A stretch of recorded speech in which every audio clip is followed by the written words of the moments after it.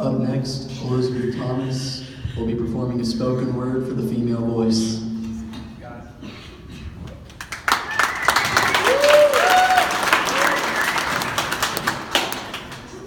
It's 1776, and Thomas Jefferson sits at his desk penning the famous words that would bring this country to freedom.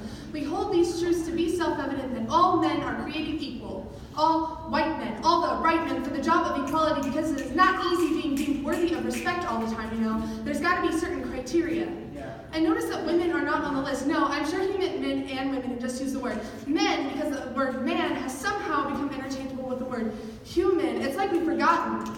Now, when God made man and woman, God did not take woman from the heel of the man. God took the rib to make an equal helpmate, a partner.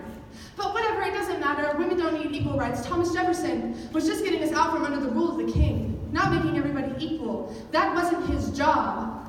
Maybe it was a step in the right direction, but we still had miles to go. It's 1848, and Elizabeth Cady Stanton stands in front of the men and women who have become responsible to acquire human rights for every person. Because the government has again forgotten that every person needs to be treated like a human being, that there are no qualifiers for deserving justice.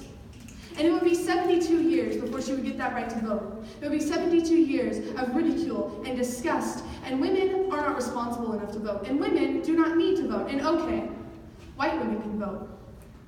Too many women died before their voices were heard. Too many women died knowing that their stories were not important to the narrative of this country. Too many women still die knowing that their stories are not important to the narrative of this country. And though in 1870 every U.S. citizen was offered the right to vote regardless of race, it would be 44 years before our Native American sisters would get the right to vote. It would be 82 years before our Asian American sisters would get the right to vote. It would be 94 years before our African American sisters would get the right to vote. It would be 105 years before our Latina sisters would get the right to vote. See, we've been stepping in the right direction since the founding of this country, but sometimes steps are not enough.